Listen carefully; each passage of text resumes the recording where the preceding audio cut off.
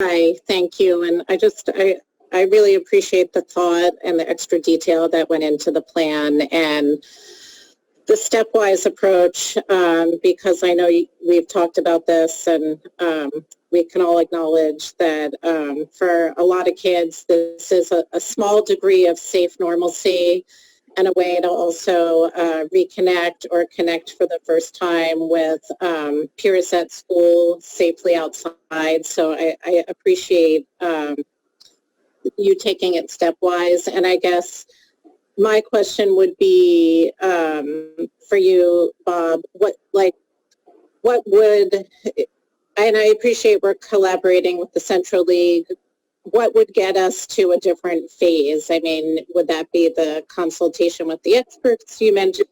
You know, just we talked about that. We talked about that a little bit on Friday. I don't want to put words in anyone's mouth. I got the sense that there was general agreement that it made sense to go slow, to have some sort of conditioning. I think that when you're looking at,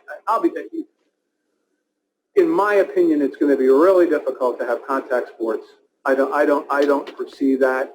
I don't foresee me recommending that unless something completely drastically changes. There's some question about, non-contact sports. But right now, I just don't foresee that coming up.